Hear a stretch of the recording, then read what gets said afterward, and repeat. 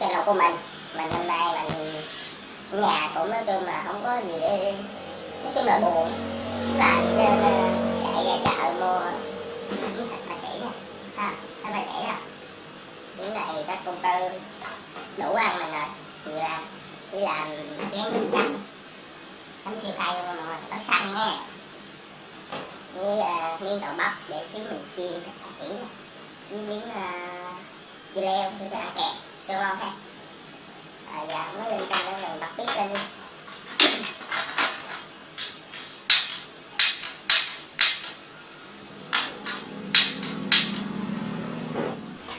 Nãy giờ mấy bạn biết tôi đâu lựa thịt gà, có thịt gà không có biết nè. Rồi giờ mình bắt tay vào mình ăn nha mọi người, là lửa nha.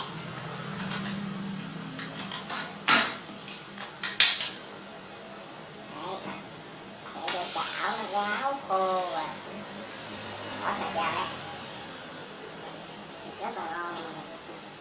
Thịt này chiên cũng ngon, thịt bạc không rất là giỡn.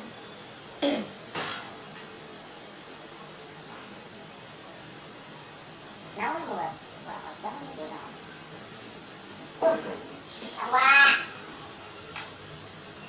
ở đây sôi ráo luôn rồi, giờ mình đổ dầu luôn nha.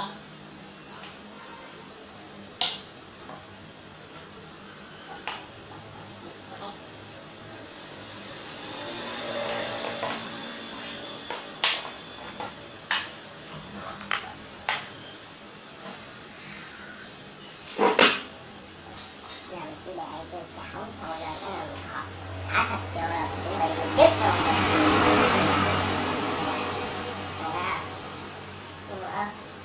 Ớt xanh cay lắm.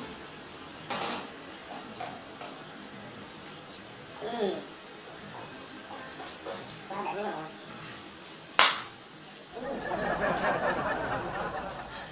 Dần dần thả vô mọi người.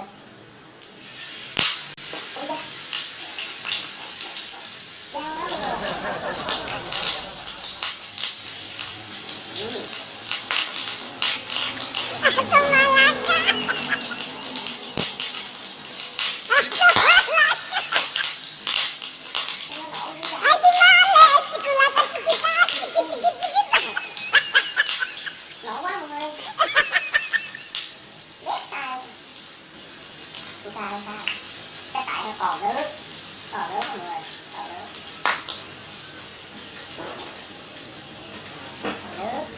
Giờ hết rồi đó, giờ mình bỏ đậu bắp chung chiên chung nha mọi người.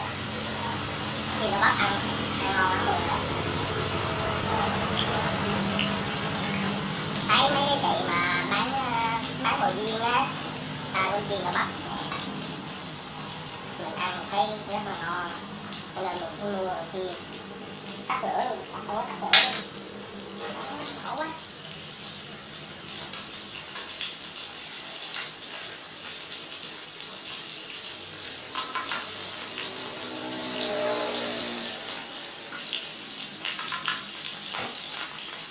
Ở đầu nó sôi chín rồi ha.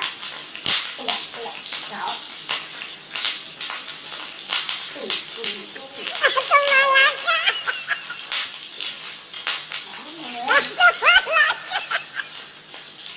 Để mình tắt lửa.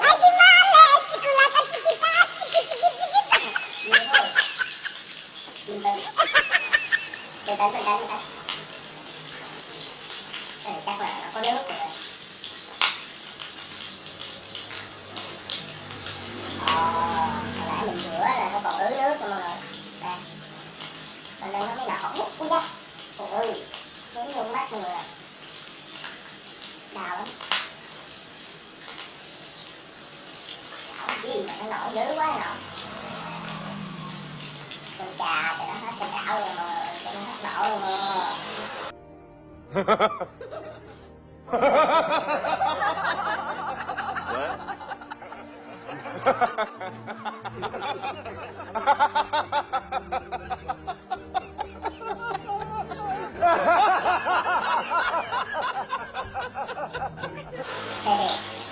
Hết nổ luôn. Đấy, hết nổ rồi đấy.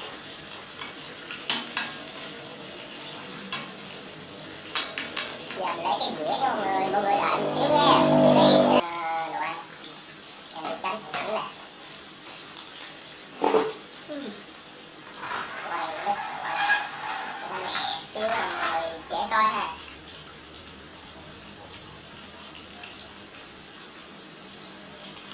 Chiên nó phải từ từ, không có cắt nha mọi người. Cắt quá nó dở.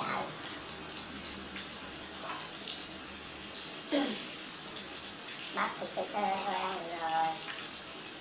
Rất là nhiều đó.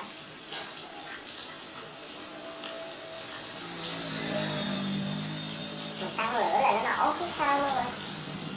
Tăng lửa là nổ bốc bốc bốc luôn á.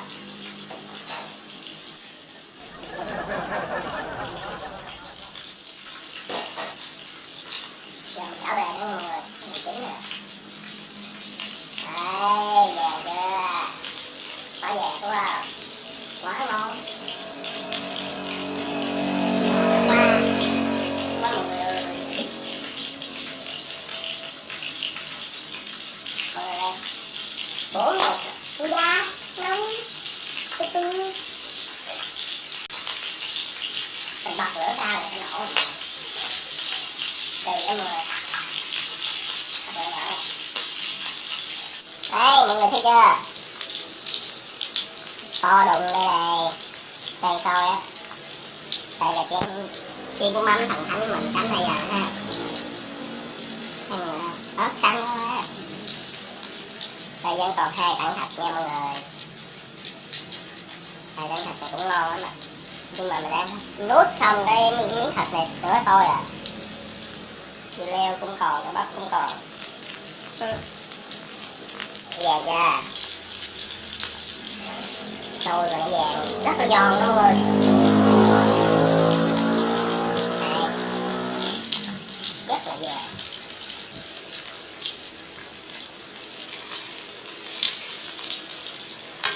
Đó, 3 cái rồi bắp vô nữa cho nó hết luôn rồi mọi người.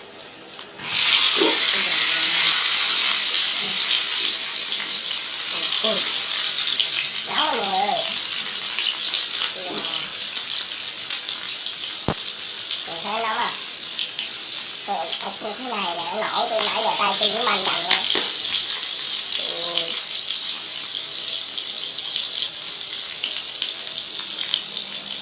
Không linh tinh liên thiên nữa, lần này mình sẽ xử miếng thịt này luôn nha mọi người. Nãy giờ mọi người xem cận thẳng chưa? Wow. Cái gì vậy? Đấy, giờ tôi đây này. Ui da, nóng nóng. Cái tay. Mọi người ơi. Món này nó ngon mà nó nguy hiểm quá mọi người ơi. Cái này mình chiên mà đừng để cho cái nhỏ nhỏ lại gần mọi người. Nổ mất công luôn á. Mình thử tôi chiên nó không có nổ lắm à. Con mỡ nó nổ đó. Đây bắp trứng này. Mình tắt lửa mọi người trứng rồi.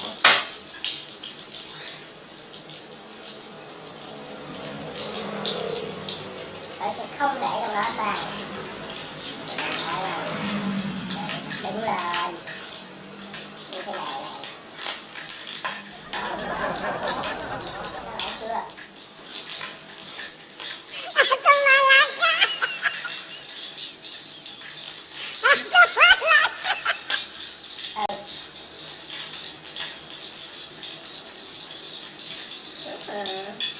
Đây nó vàng luôn mọi người. Đây, một cái trà đây nó vàng nè. Đấy.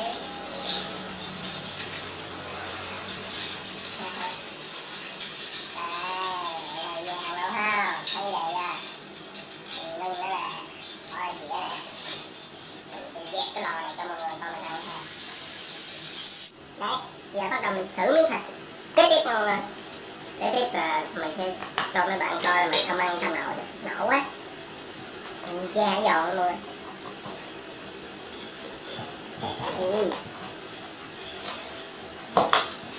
Chỉ mà chiên quá ngon mọi người. Đây, mọi người thấy không? Nó vàng không? Quá vàng đúng không mọi người? Tắt một gió kìa. để nó ù ù mất công nó nói chuyện mọi người. Chị Cảnh nhiều thế này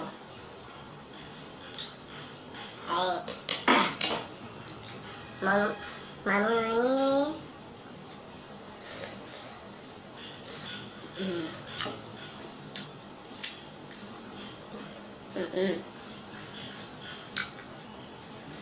Giòn á, bắt lên rồi kèm thêm miếng này đứng bài.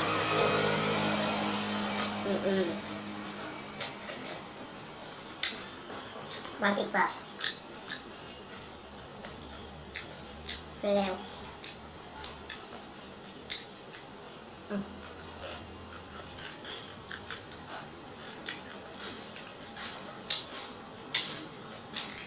tiếp. Nó vừa có lớp mỡ nè, vừa có lớp mỡ, vừa có lớp da, vừa có lớp thịt, như vậy mình ăn mới ngon. Còn mà thịt không, da không, mỡ không, nó phải ba thứ chậm lại vô địch.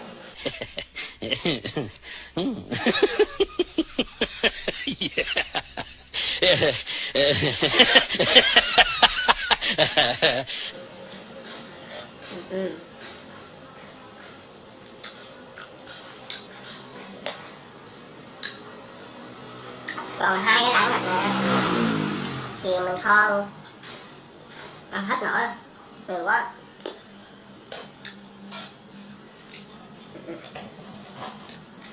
Cắt luôn ta.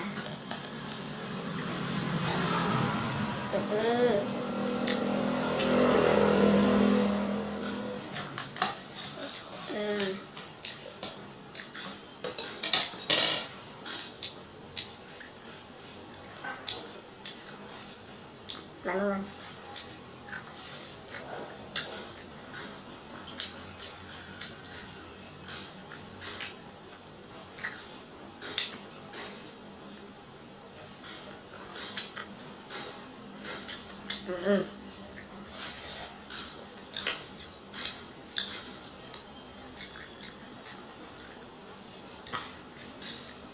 Bắp ăn rất là ngon, ăn ghiền luôn á,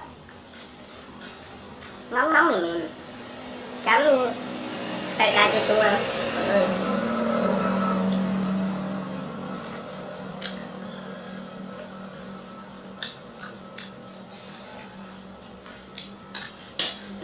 Ăn hai miếng no luôn rồi.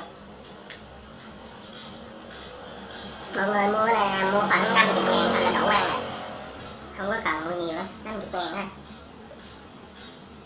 Mình mua sợ là mình đói á, mình đói mình sợ ăn không đủ, mà quất 2 tảng luôn, nó ra nhiều á, 2 miếng bự à, bự mà mình chiên nó teo luôn mà, teo, không ngơi nha. Đấy, tặng anh cho người ta, tươi ha, cái xanh ha.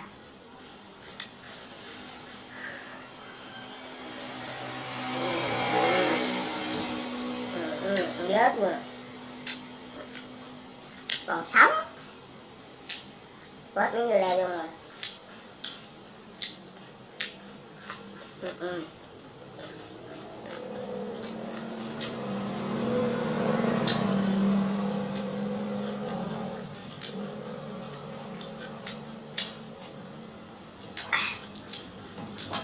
To quá, 2 tảng non á.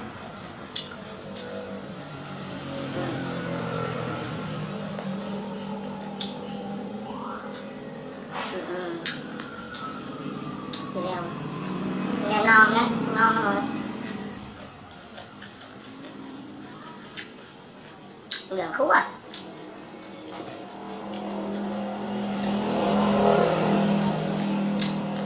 Giờ còn miếng cuối cùng rồi. Mình bự quá, mình cưa nó kìa, da nó cứng rồi, tôi gọt luôn á.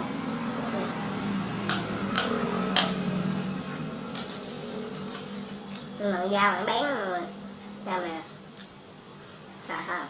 Hay là bén không?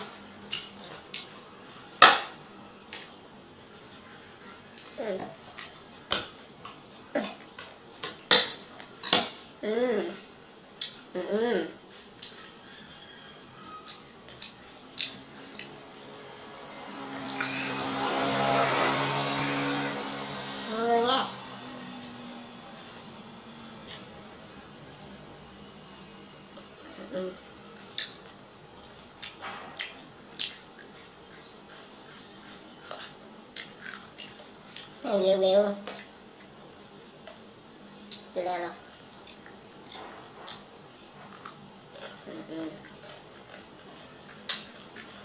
Quá tuyệt vời không à. Còn 2 cảng miếng nữa.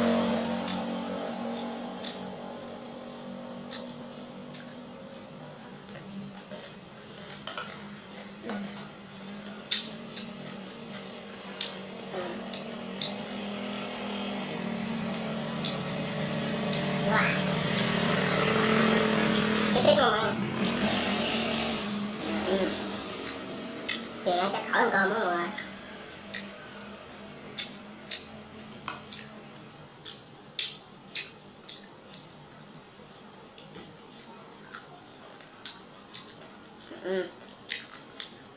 Khá là tuyệt vời.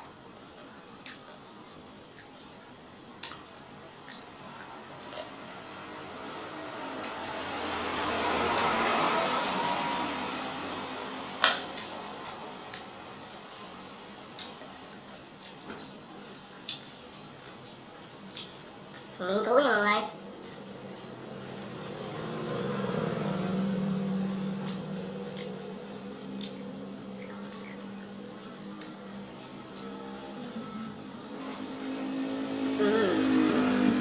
Giọt, miếng cuối là giọt.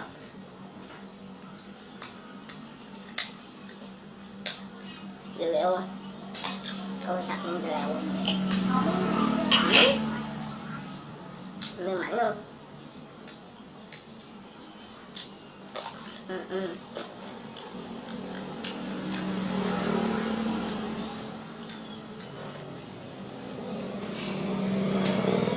Chắc chân người ơi.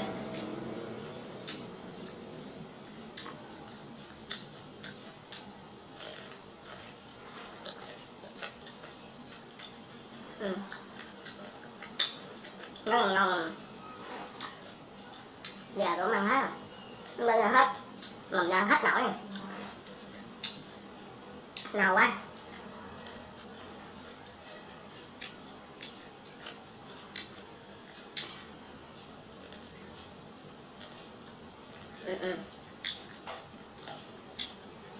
Chấm ngon mọi người.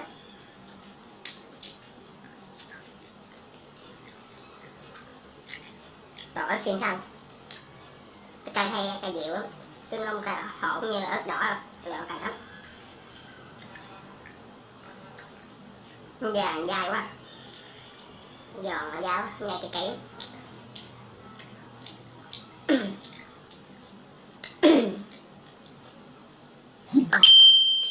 Sao?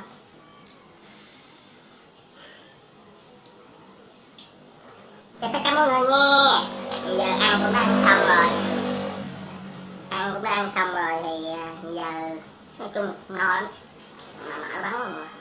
Sưng người ta. Ở dầu của ta. Cũng ăn xong rồi, mong mọi người xem video vui vẻ. Hẹn mọi người gặp ở video lần sau nha. Chào tất cả mọi người. Nhớ xem, đăng ký và subscribe, chia sẻ hộ kênh nha.